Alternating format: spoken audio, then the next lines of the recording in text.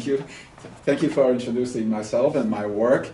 So I'll talk about Interpol, so the history before Interpol, and then I will also talk about some of the development of the organization once it was established formally in 1923. Then I will talk about some problems and challenges of today, and that is ultimately the topic of my talk today. I want to talk about what is the future of international police cooperation in the light of some of the contemporary problems, but I want to situate that historically. So I study police distinctly from a sociological point of view, and I study police as an organization. And one of the early characteristics of the development of policing, particularly in the European context. A lot of what I will say applies to the European context, although I've quickly done, a little mini introduction into law enforcement in Japan, and I see similar themes reappearing, particularly after the Meiji Restoration, but maybe even before that too. And one of the non-coincidences is in the word police itself. So the word police obviously is related to the word politics, but not completely.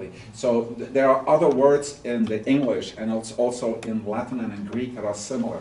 Like for instance the word polis, an insurance contract, we call it polis, or the word polite, to be well-mannered. And these are not coincidences. So also the word policy, which is again very different. So policy are programs that politicians put in place. So all these words, police, politics, polite, polis, policy, they're all somehow related, and they do indeed indicate that to some extent police has something to do with the body politic, but to the other extent it also has something to do with what you could call a well-formed organization, a smooth functioning society, or what we sometimes refer to as law and order, the maintenance of order function of policing besides crime control. Now, if we go back, so let me, in that context, situate the early history of Interpol. There is no such thing as an international police force. There isn't in any way, not even Europol today, although Europol is somewhat different in that respect than Interpol, and comes a little bit closer, but there is no supranational police. So it is therefore also impossible, let's say, for a Japanese police officer to arrest somebody from Belgium in Argentina. It's just legally not possible, but also institutionally not the case. But additionally, for this international police cooperation to be formed, besides this cooperation agreement, is also, like you said, there's a focus on judicial police authorities, or what we sometimes call the criminal police function, as distinct from political policing, political functions. And historically, international police cooperation was specifically executed for political functions. So the earliest forms of international police cooperation was specifically for political purposes. However, for that to take place, what you need to have is a disentanglement of police from politics. And when we talk about a separation of police from politics, police becoming independent, on the one hand, we refer to the objectives of policing, namely for police not to focus on political opponents, but to focus on criminal law enforcement. But on the other hand, it also implies a particular methodology. It applies the use of certain means, certain methods in policing, and the primary characteristic thereof is that they are efficiency oriented, so not politically oriented. So here I illustrate in part Japanese what are some of the functions of policing. What is it what we talk about when we talk about policing? So you see here some images. Some of these police officers look more like a military person, and some a little bit less. And actually you will see later on, some do not even look like a military person at all, because they're not even uniformed. So you see a German police officer. Here you see a big, to the bottom left, there's a big difference between that police officer and many of the other ones, because they're not armed. So this is the civilian decentralized system that we know from the United Kingdom. And then here the top one is a Meiji police. Then you see post-police law, so post-World War II police officers. And then you see this. These are actually two pictures that I just took, because I always think there's a very interesting way to study the culture of a profession or of any reality in the world today, and that is you go to the internet. So you go to the internet, Japanese National Police Agency, this is what you see. These are some of the pictures. And it's a very accurate representation of what policing is until today. Namely, to some extent, it's this. People helping, organizing a smooth order of society. You know, it's also typical, it's a man and a woman, there are children involved, but then there's this. It's much more armed, it's still semi-militaristic in style. So this is the police that you want to see, this is the police that hopefully you never have to see? But these two quite different functions exist within the same institution. Theoretically, in sociology, I rely on the work of Max Weber, which I'm sure so many of you will know. And particularly what I rely on is Max Weber's theories on bureaucracy and bureaucratization. And so the argument that I defend is that over the course of historical development from the early to mid-19th century onwards, police becomes to be regarded as a profession. So the police is beginning to understand themselves not as representatives of the state, but as representatives of society. And therefore, there is a push away from police seeing themselves in terms of political goals towards establishing an efficient apparatus to organize crime control. So it's a formalistic impersonality that is employed, Weber says, at using the most efficient means given a goal. And indeed, these means can then also imply that you establish cooperation with police from sometimes a politically very different form. You know, so police cooperation, and we know that until today, can take place sometimes between countries that politically may be very hostile to one another, or that politically at least may not even have any relationships, like the United States and Cuba. Let's take the United States, you know, until recently, even today, of course, right? Until recently, definitely didn't have any diplomatic relations, were ideologically on very bad terms. But whenever there's an international crime, whereby you know, for instance, that, let's say, organization of child pornography, you know, something really, you know, cruel like that, and you know that there is a fugitive from justice going from the United States to Cuba, the police will not stop at the border. The police will establish cooperations even with the police of another country that maybe politically can be very suspect. So as a consequence of this gradual self-understanding of the police as a crime control apparatus, the police becomes more independent from the political center. And what I argue is that these are the two conditions for international police cooperation to take place. So specifically, these are the two conditions for Interpol to be organized eventually in 1923. But we will see it was not the first effort, not even close. So structurally, the police has to be independent from its governments. Otherwise, the police see themselves not as, say, crime control fighters, but they see themselves as ideological representations of a particular government. And on the other hand, of course, there has to be some kind of international crime. There's not much point in establishing cooperation unless there is an internationalization of crime. So in the form of fugitives from justice, in the forms of international organized crime, or in the form sometimes of experiencing similar problems, similar issues, like we can establish some form of cooperation. For instance, a lot of this took place after the fall of the wall, as we say, the Berlin Wall. So let's say after the collapse of communism in the Eastern countries, the Eastern European countries were facing new crime problems that had to do with the rapid development of capitalism, issues that police in the West already knew. So they were very interested in cooperating because they say, we're facing suddenly problems that you guys have been facing for a long time, come help us. So that too is a form of international police work, very different. Like I said, Interpol was founded in 1923. Originally, it was called the International Criminal Police Commission. The name change didn't take place until after World War II.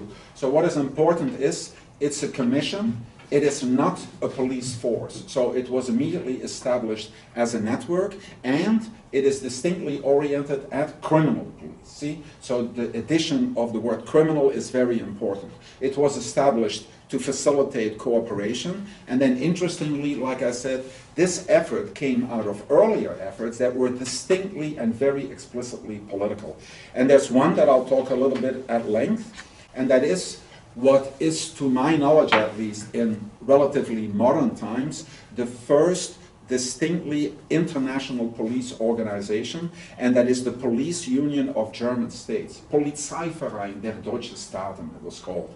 And so this was a union, a cooperation network of police from 7 different countries. Now, these were all German language countries, but in those days there was no unified Germany yet, right? There was no Germany. There were German language principalities and kingdoms that were sovereign.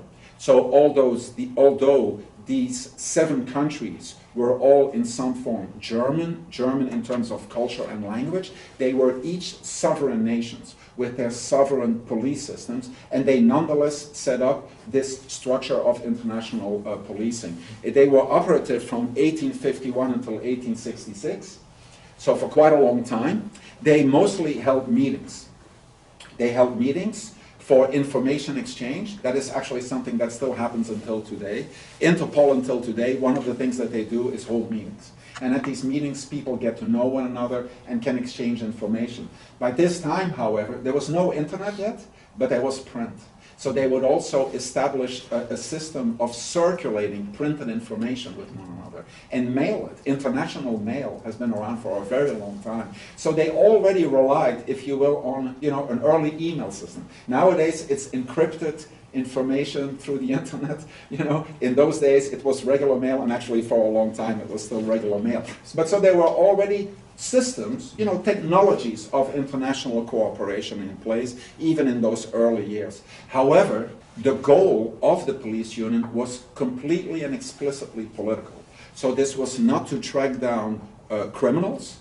This was not to track down people who had violated criminal laws. This was to track down opponents of the political regimes. Because after the period 1848, 1849, there was a revolutionary period in Europe. So there were several attempts to crack down on the autocratic regimes. And that's why this system was set up. So it came at the directive of, actually, at that time, the Emperor or the King of Prussia. And so it was a political system, and here you see actually this was the kind of the first Interpol cop, so to speak. Von Hinkeldeij, he said, I will take charge of this effort. One of the targets actually of this effort was Karl Marx. Karl Marx, at some point when he lived in London, was the subject of an undercover police investigation by one of the members of this police union. When does it collapse? Well, if the police cooperates because they cooperate on a political level, as long as politically everything goes okay, they can cooperate. But if politically there's a war between 2 countries, the system collapses. And that's so, of course, what happens. So there's a war that breaks out between Austria and Prussia, and that's when, so this system completely stopped. Then there are some efforts taking place to establish international criminal police. We have this effort, which is called the First Congress of International Criminal Police. I should immediately tell you there was never a second such Congress, because this effort also collapsed for at least 2 reasons. One reason is this effort took place in Europe in 1914, in Monaco, in April, I believe. In other words, shortly before the breakout of World War I. So obviously, this system dies just like that. However, even had that not happened, this system is very unlikely to will have survived, because although it is called the First Congress of International Criminal Police, so the focus is on crime, because it was organized by this person, who is Prince Albert of Monaco. Monaco, as you know, is a very small country in Europe, but it's very rich, and it was back then too. It has casinos, it has very rich people there. So, because the country is small, all around it are international borders, and inside of it is a lot of money. Obviously, there was an interest in tackling international crime. So it was the good idea, but he invited the wrong people, because all the attendants were legal. They were diplomats. They didn't come from the police institutions. And there was actually one of the few attendants at the conference came from a German police, who was later one of the people present at the formation of Interpol. And he said, this is dreaming. It's like they're dreaming at the Côte d'Azur. They don't know what they're talking about. So there is another effort which is actually taking place in the United States. And that is a year before Interpol was successfully founded. And that is the International Police Conference. 1922, a project that basically fizzled out by the 1930s, and there's some reasons for that, but the main reason is that in 1922, the United States didn't face any major international crime problems because the United States was far too insulated at that time from the rest of the world. 1923, Interpol was successfully established, indeed for reasons. First of all, it was a distinctly criminal initiative, right? So it focuses on criminal law enforcement. It was established at a meeting in Vienna. Vienna was one of the countries that came out quite differently after the end of World War I.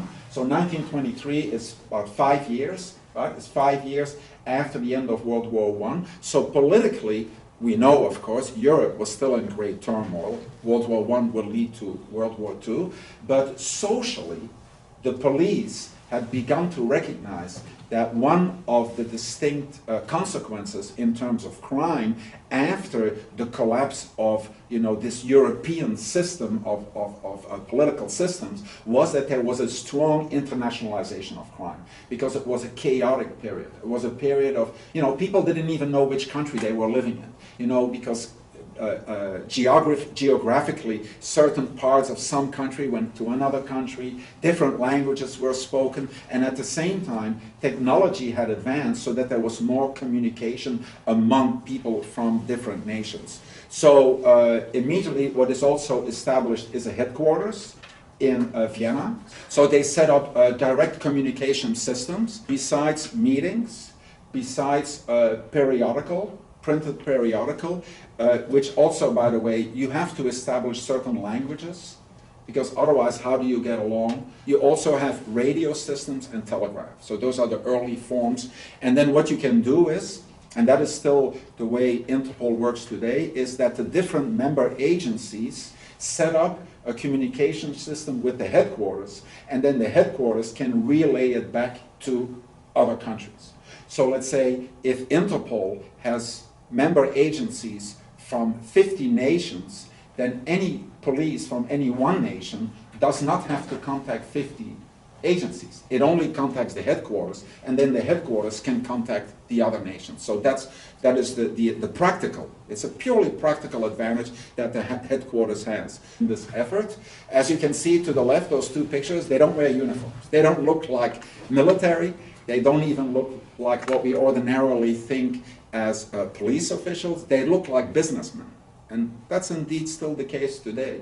It is their business is to tackle crime. Their business is to, be smart, like an organization, like a company, and that you set up some efficient means of communication. The old building that you see here to the right was the headquarters at the time, which is to say, this is not all Interpol. Those are the headquarters of the Viennese criminal police, and the headquarters were located there. Let me talk a little bit about the organization of Interpol in Japan, which hopefully many of you will know better than me. So the Japanese National Central Bureau, that is what it's called. So the member agency in any one country is called the National Central Bureau, usually abbreviated NCB. It is located in the National Police Agency, NPA, here in Japan, and it is part of the Organized Crime Department, which actually, of course, makes a lot of sense, because not all organized crime is international, but a lot of international crime will be organized. The major issues that Japan is confronting in terms of international crime is indeed transnational organized crime groups. There's actually been some cases, I have some examples of that I'll talk about later. Money laundering, terrorist financing, cybercrime, as some of you will know, and drug trade. So those tend to be the key issues when it comes to international crime here in Japan, a country obviously very well known for its very low crime rate. So here you see a picture of the Organized Crime Department in the NPA. See? Pictures are furnished by Interpol. So this is the way the Organized Crime Department presents itself on the website. See, so there is some protest going on there. Here there's an intervention, and here this is actually a meeting. This is an Interpol meeting, and so you see the function of Interpol is apparently very important to the department. Now, The world, of course, doesn't always work the way we want it to, and if we look at some of the early developments of Interpol, there are obviously sometimes very great challenges that are presented because of disturbing events in the world political scene. The most tragic one for Interpol in its early years was, of course, the march of the Nazis into Austria and into Vienna. So it is by very unfortunate circumstance that the headquarters of Interpol were established in Vienna, and then Vienna was annexed by Nazi Germany, and so Interpol, the headquarters, became property, if you will, of the SS. And eventually the Interpol headquarters were even moved from Vienna to Berlin, where they became part of the SS. So after World War II, I have to mention, of course, that Interpol was refounded in Brussels, in Belgium, the country of my birth, and that was, again, at a police meeting. It was convened by a Belgian police officer. After World War II, it became impossible at that time to put the headquarters again in Germany or in Austria, so they put them in France. So since then, the Interpol headquarters were initially in Paris, and then since 1989 in Lyon. And like I said before, the name change to Interpol came about in 1956. Now I'm going to talk the rest of the talk about the challenges. I'll talk about three issues. I'll basically talk about two issues. I'll talk less about international terrorism because it's probably better known, but I'll talk more about the Cold War and then what I call today the silent war. First of all, the Cold War since World War II had very distinct consequences for Interpol. So suddenly, a lot of the European countries become communist. These European countries, until communism, were European countries just like the Western European countries. So they had a lot of cooperation. They were all members of the International Criminal Police Commission. What do we have now is we have police that are members of an organization to which technically they can no longer belong, because these police agencies no longer see themselves as professional fighters of crime, but see themselves as ideologically aligned to their communist regimes. So what do you have now are the first requests taking place to track down a fugitive from justice for a presumed crime that in actuality is not a crime at all. And one such case happened in the 1950s when there was a request from police in Czechoslovakia for people that were seen as international criminals, but they were actually asylum seekers in Germany. So they were actually people who tried to flee from communism, because of their political ideas. And that's when the FBI actually withdrew its participation in Interpol. And until today, the FBI is not a member of Interpol. There is a separate bureau, initially in the Treasury Department. Currently, it's the Treasury and the Justice Department that does that separately. There's an Interpol charter that was also formalized in the 1950s that explicitly prohibits any kind of intervention that is of a, quote, an activity of a political, military, religious, or racial character. So this creates, of course, certain problems, because what is political for one country might be criminal for another, and so on and so forth. Famously, this involved, for instance, memberships surrounding Taiwan and China. And that is maybe something that you know. So today, China has representation in Interpol, Taiwan does not. But initially, Taiwan did, and China did not. And then China actually managed to get membership in Interpol on the condition that Taiwan police could no longer be represented. And that is a situation that, so that goes back a long time, but that is actually one of the challenges today, because today there are a lot of calls for Taiwan, and sometimes these calls are favorably met by police from other nations, and also politically by governments from other nations, for Taiwan, again, to become a member. Here I already talked about it, so these are just some news sources that I gathered just today, actually. So you see, these are very recent. This is news reports from late 2022. Taiwan's contribution to Interpol has global benefits. So this is somebody speaking on behalf of, sometimes Taiwan has at least requested a status as an observant. But even that sometimes tends to be too much. And then another report that it is gaining global support. When it comes to international terrorism, I'm going to be a little bit brief in the interest of time, because it will not cause you any surprise, of course, that it's particularly the events of 9/11 that had a tremendous impact on Interpol. Although I should tell you at the same time that Interpol was already involved in policing international terrorism before 9/11. Actually, it goes back to the 80s and 90s. Initially, there were concerns about, well, can we look at international terrorism? Because isn't international terrorism distinctly political? Right? Isn't it intrinsically political? And then the answer is no. Even if terrorism is politically motivated, it doesn't become an international crime, and it usually is an international crime when there's also something distinctly criminal involved there. So let's say the simple example would be this: if you assassinate somebody for political goals, it doesn't matter if it's politically motivated or not, it matters that you killed somebody. It's a homicide. So you disentangle the criminal component from the political one, and then it becomes a subject matter for Interpol. Having said that, of course, until today, terrorism can be very politicized, but at the same time, what I visualize here is that terrorism over the years, over the 70s, 80s, and 90s, so well until, building up to 9/11, had been an issue in many different countries. So you see some famous examples that you probably know. So 9/11 was definitely not the beginning of the policing of terrorism, but it was a very critical moment nonetheless. It was a very critical moment in this history. So like I said, Interpol had already focused on terrorism since the 70s. In 98, it had the Declaration Against Terrorism, and then since 9/11, it had a lot of changes. The most important ones you see here is that from then on, there was a General Secretariat Command and Coordination Center. At the time of 9/11, by circumstance, the Secretary General of Interpol was an American. So obviously, and that was here, Ronald Noble. He was a Treasury Department official. So he was initially involved in money laundering, international money laundering. That was his. And he was appointed by Clinton, and then he became the first American to be Secretary General of Interpol, and then 9/11 happens. So obviously he had quite a response to it, and he set up this coordination center, which is an operation 24 hours a day, 7 days a week. Because believe it or not, until 9/11, Interpol was open 9 to 5, Monday through Friday.